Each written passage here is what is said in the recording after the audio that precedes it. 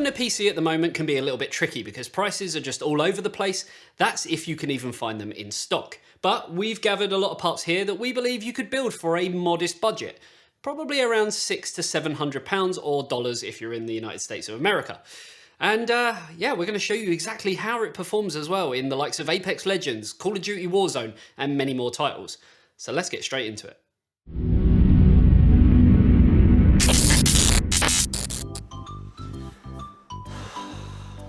I wish these files would transfer faster. Come on! Whoa, is that the FireCuda 510 NVMe drive with its blistering fast speeds of 3450 megabytes a second read, 3200 megabytes a second write, and capacities of up to 2 terabyte? I can have these files transferred in no time. And if I'm looking for the ultimate performance, I could even get the 4th generation FireCuda 520. I better check the link in the description to find out more details. So we have a lot of parts on the table and I'm going to talk through them as we kind of go through the build process. We're going to show you exactly how easy it is to build, why we chose these particular parts, and go from there. The key important part that we do need here, however, is this little bad boy, the eTeknix PC Maintenance Toolkit, because this is going to allow us to build everything.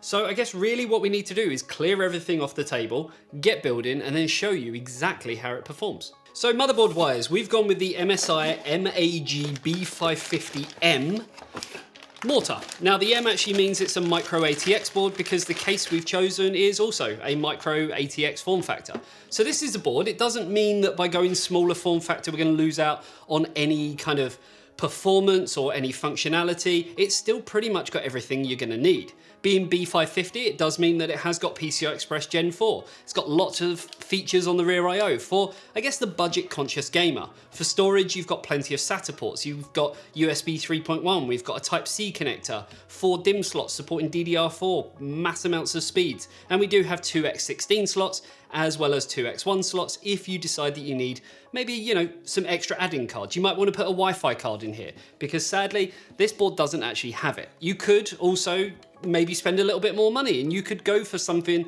that maybe has Wi-Fi built into it on the micro ATX form factor if you so wish. So processor wise, we've actually gone with an APU. We've gone with a Ryzen 3 3200G. Now the reason we've done this is that you might not have the budget for a graphics card. So this is going to be perfect because it actually has built-in graphics. So we can just lift this up and pop it in. So you can utilize that and then add a graphics card at a later date if you wish. So we now need to put our CPU cooler on, and we are using the stock AMD cooler that comes with the 3200G. And to use that, you actually have to take off this part of the retention bracket. So 2 screws on this side and then exactly the same on the other side. Yes, you could upgrade to a slightly beefier CPU cooler if you wanted at a later date, but for now this is going to be more than enough to get us going. So taking them screws off, and then we have our CPU cooler, which looks a little something like this. So we can just again line that up, and this does actually come with pre-applied thermal paste on there. Line it up with the screw holes, and then we can just continue to screw it down. I always like to get one just biting and then go for the complete opposite corner, get that lined up and start screwing that one in. And then you can start to do the other two until they're all tight. So once the CPU cooler's on there, we need to connect our 4-pin PWM fan header, which has to go up here where it's labeled CPU fan 1. And then really, depending on the case, you can hide this cable in a multitude of ways. You can either sort of tuck it just down here, or if the case allows, you can actually loop it up through here, through the case, along and back down. So memory wise, we've gone with the XPG Spectrix D60G. This is a 16 gig kit comprising of 2 8 gig modules and operates at speeds of 3600 megahertz. Now it's not to say this processor might not even work at them speeds because they didn't have the greatest memory controller on them compared to newer Ryzen processors. But we're going to see how we go. We can always sort of downclock it, and it just gives you that little bit of a future-proofing path. So we're going to put it into the 2nd slot and also the 4th slot. And you will find this memory has a bucket load of RGB on there. Literally the whole module is RGB because this whole system's kind of, I guess, aimed at the younger audience. So I think this is going to look absolutely amazing once it's in the case. So this is our, I guess, board built up. So we've got the board, we've got the processor with its cooler and the memory. Now, if you was using a Gen 3 drive, a Gen 4 drive, or any type of M.2 drive, then you would be looking at putting it in here. And I like to get as much done on the motherboard as I physically can before I actually transplant it into the case. Now, in terms of the storage, we're actually going with a Seagate Barracuda 120 SSD. This is a 500 gig, so you're going to be able to put Warzone on there. That's pretty much it, because Warzone is just ridiculous. So yeah, once this is inside the case, we can put the storage in, then look at the graphics card and also the power supply. So let's bring this back over and talk about the case. So the case we've actually gone with is from Cooler Master, and for some reason their thumb screws are too tight that we have to use the handy dandy eTeknix toolkit. Available on store.eteknix.com. But this is the Masterbox MB320L ARGB. As the name suggests, it has ARGB, and it actually comes with 2 fans included in the front. So once we take this glass panel off, I will probably look at the end of this video of, doing the whole peel of the sticky stuff that's on the case window itself. Don't drop it. But I'll do that towards the end, because if we do it now, it's just going to attract a lot of dust. Glass isn't too bad, but on the front, we have acrylic. And this, I know, as soon as I take that off, it's just going to be a dust magnet. So we're going to leave it like that. Now, what I always like to do is try and strip the case down as much as I physically can, just so it gives us a better idea as to kind of what we're working with. Now, once we've got both side panels off, we can sort of see and have a look, have we got all the standoffs in place for our motherboard? So we can look at our motherboard and we can say we've got one up there, one there, one there, one there, one there, and we can look and just make sure that they've actually included all the standoffs in the right place. And by luck, they actually have. Now, this motherboard, one of the cool features of it, even though technically it's classed as kind of a budget board, is it does have a built-in I/O shield plate. If the motherboard you go for hasn't got that, just be sure to install that in first. But then what we can actually do is just line it up into place like so, making sure that that middle standoff sits on there, and then we can screw it down in place using the screws that they actually come provided with a case. As I mentioned, a lot of cases do actually have this ability, so now I'm actually going to take that cable off. I'm going to pass it up through here, round back through here, and just put it back on that header again. And once we've done that, we can then look at all of our front panel connectors. So generally speaking, you're going to have one for HD audio, which is going to be somewhere down here. You can't really get it wrong because it's actually missing a block, so it only goes on one way. USB 3.0 is just over, where is it? Over here. So we're going to put it onto there with this chunky USB connector. Again, it has a little notch on there, so it can only go on one way, just like that. Then we have the dreaded front panel headers, which I will sort of say, refer to your instruction manual, because these, well, they're just a bit of a nightmare. And we have actually got a video on how to install these, so if you do get stuck, definitely refer to that. And you can put that on just down here. And we also get our fan connectors, which this case, because it has got 2 fans on the front, we can then put that onto one of the fan headers. So we'll go with this one down here, like so. And then, because it is ARGB, and this is quite cool, Cooler Master actually give you a little bit of a spaghetti junction of, well, 3 cables into 2. So you can split your RGB, whether you're using sort of the fans that are included here, or if you want to add any more, and then it just comes out into these 2 cables, which one is if you're using a gigabyte older motherboard, and this one is if you're just using the kind of typical ARGB like we're going to be doing. So we can take that one and install it down the bottom. So once you've done all of the front panel headers, fan headers, ARGB and everything, this is pretty much how it should look. So you should have all your front panel headers down here, fan, ARGB, your USB over there. If your case has Type C, then there's the connector up there. Nice and simple. As I mentioned, we got the video and everything if you need any help with front panel headers, or you could even head over to our Discord channel, which the link is in the description below, and you can always ask for help in there. Really, really sort of helpful, nice bunch of people in our community. So definitely go and check that one out. So storage wise, as I mentioned, we've gone with the Seagate Barracuda 120 SSD. You could go for something a little bit faster, but to be fair, for the kind of price you're going to pay for this, it's pretty damn affordable. Now, Cooler Master actually have these really weird kind of screws, which you actually screw into there, like so. And this case actually has quite a lot of space for SSDs and hard drives. You can put one here, two round the back, and there's also space in the hard drive cage that you could fit the hard drive using the included rails, or if you don't want to go hard drive, you can always get adapters to increase an SSD from a 2.5 inch up to a 3.5 inch sort of size. And that's basically how that looks. You can then take the little rubber grommets, they go into these holes, and then your drive just literally slots in there. So the first thing you are going to want to do if you're putting your drive where I'm going to put it is actually put the SATA cable in, just because it's going to make your life a little bit easier. Once you've done that, you can thread the cable through the grommet down here and then line this up, literally push it down. And because it's rubber as well, yeah, it just seems to work. And then with your other end of your SATA cable, you can just poke it through this hole here, find one of the SATA ports, like so, and click it into place. So next step really is the graphics card, and we've actually gone with the 1650 Super. Now, we could have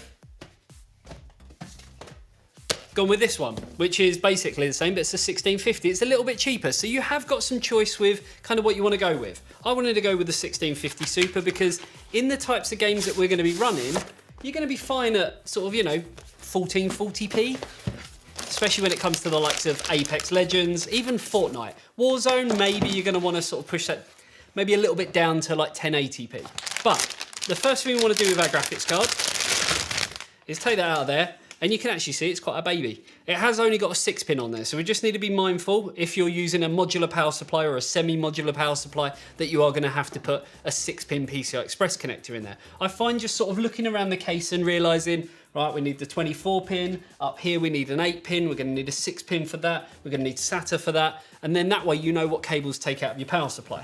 Another thing I like to do with graphics cards is just kind of offer them up and see where they're going to go, because some cards are 2-slot like this, some are 3, some actually sit, especially on ATX motherboards, 1 slot down. And the last thing you want to do is sort of go snapping these out, because on cheaper cases, they're not actually reusable. So you kind of have to snap them out of place like so. Same with the second one, because once you've done that, you're not going to be able to get them back in. So just offering it up and sort of seeing what you're working with is definitely the way to go.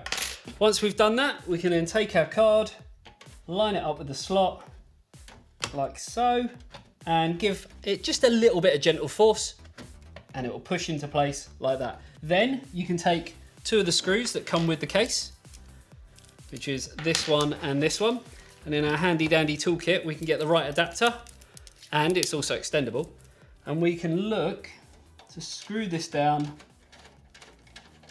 into place.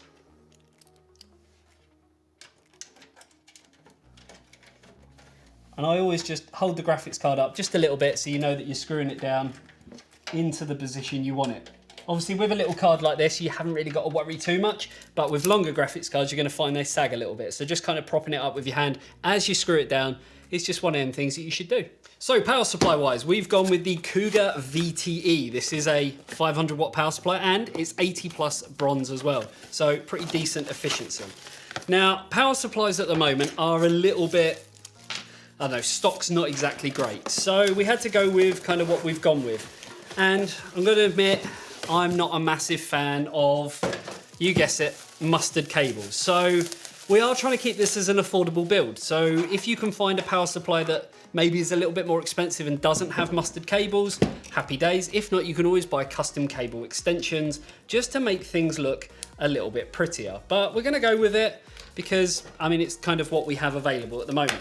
And this is going to sit with a fan facing downwards because there is a dust filter in there, and we're going to slide it in there and screw it in from the back. So on this particular case, we are going to slide the power supply in from the side. We just need to be mindful of any cables that we've put there. But on some cases, you actually slide them in from the back. So just be wary of that. On the cheaper ones, you are going to find they do go in from the side. And once that's in like that, you can line up all the holes, and then you can start screwing stuff down, and then we can work on getting all of the cables into the relevant places. Little bit of light cable management. I'm kind of a fan of, as long as it looks good on the business side, you haven't really got to worry too much. But for this build, there's not that many cables kind of going on anyway. So the first power connector we're going to put in is going to be our EPS 8-pin, which is going to go up here. As I mentioned, some boards have 8 pins, some have 4, some have 8 plus 4, so just be mindful of that. The next one up is going to be our 24 pin, which once we sort out the rat's nest of cables that we have at the back now, that one is actually going to go just up through here and is going to turn and can only go in one way into there. Then we've got to think we have got a SATA SSD, and I'm actually thinking now, this is the beauty of the fact that we can still technically just remove that like that, poke our SATA cable up, get it connected into our SSD and put it all back into place again. So the last thing we need to do is the 6-pin connector on the PCI Express. Now we have multiple choices. We can either come through here, but I think that's going to look a little bit odd. I'm personally, on a case like this, a fan of coming in through the PSU shroud like this and just putting it into place like that, and then just pulling down a little bit on the cable. You can always tie it back and everything as well. And obviously with this power supply, as you can see, it does have another 6-pin there, and it also has the extra 2 pins to form it into an 8-pin if you decide to upgrade at a later date. So last thing that we really need to do is tidy things up just a little bit, and this is where the eTeknix cable ties come in. Again, available on store.eteknix.com. We're just gonna sort of, you know, do a little bit of modest kind of cable tie work, nothing too extravagant. We're not trying to impress anyone here. This is a budget build, so we just want to kind of make things, you know, a little bit neater, a little bit tidier, so that we can kind of wrap them in so the side can close and so forth. So, cable tidied up, side panel on nice and tight. Moment of truth, let's plug it in and see if it turns on. There we go. It's turned on. We have RGB fans on the front, or addressable RGB. And I did say I'd do a little bit of peeling, you know, on camera as well, because I know you guys like that. I know you're sickos. I know you're, you know, a little bit weird. You love the whole kind of peeling ASMR stuff. So let's give that a go. So first one on the front has already not gone well. Here we go. Oh, beautiful. And this one as well, it looks like we're actually gonna have to take the thumb screws out first, which just pull off like that. And then we can do this. Are you ready? This is gonna be the big one.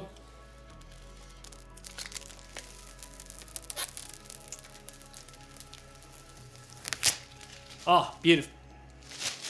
Beautiful. So now we can get the glass panel on and everything's done. So all we've really got to do now is actually see exactly how this performs once we install Windows on there.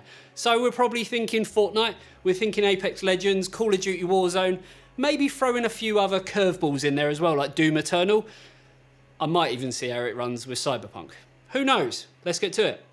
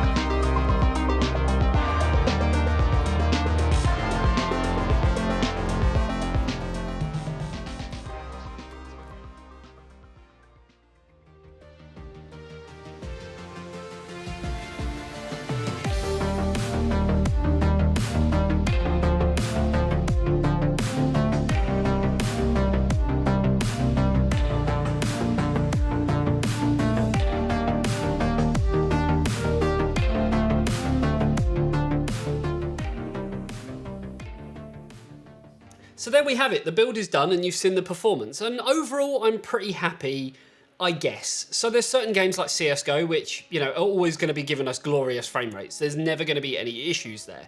Certain other games we were kind of, you know, between 50 and 60. It wasn't quite at that magical number that we all kind of strive for. Other games like Cyberpunk, it was a little bit lower again, and we were actually on the lowest settings at 1080p.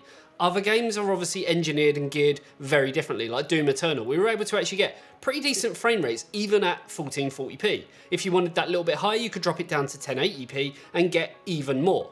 Now, what I think really is holding this build back is going to be the CPU. And I guess there's a very good reason why I put the 3200G in here, purely because it was one of the only CPUs I could actually find available at the time of filming this. If we, I guess, went with something else, I'd maybe even be looking at a Ryzen 1600 or maybe even a 2600, a 3600 if you could really kind of squeeze it into your budget, just to, I guess, not bottleneck the GPU, because I kind of feel that's what was happening here. And I kind of feel that if we did, you know, change the CPU out for maybe something with a little bit more guts behind it, something that could, you know, utilize faster memory, better memory controller, all that kind of good stuff, then maybe, just kind of maybe, we'd be just tipping over that 60 FPS number, which, as I say, I know you guys strive for. So we do have, you know, obviously a lot of good features with this. We have the future proofing of the B550 chipset. We have an SSD. We could always upgrade to NVMe at a later date. You could always put another fan in the back of here, but overall, I mean, the airflow is pretty good. It's a little bit noisy, I'm going to be honest, because there isn't really any control over the fans, but that's what you're going to get when you buy a cheap case like this with pre-applied kind of fans and everything, pre-installed fans in there. The GPU as well is a little bit noisy, so if your budget did allow, I'd maybe go for something just slightly better, maybe something with a twin fan instead of that single fan, just because it's at that frequency where you really start to hear it. But I guess if you're in game, you're not really going to notice it because you're going to have headphones on or you're going to have your speakers blaring. Overall though, I kind of feel like this is a pretty decent build. There's just a few little, I don't know, niggly tweaks that I'd like to do here and there, but a lot of that comes down to what's actually available in the market stock-wise, and as we all know, it's just completely terrible at the moment. So luckily, all of the bits at the time of recording this that I've used here are actually available to buy. So if this is the sort of build that you're after, you can actually buy it. So there you have it, guys. Hopefully you enjoyed this video. If you did, you know exactly what to do, and let me know, what would you change about this rig, or would you keep it exactly how it is? Really interested to know, and I'll see you in the next one. See you later, guys. Bye-bye.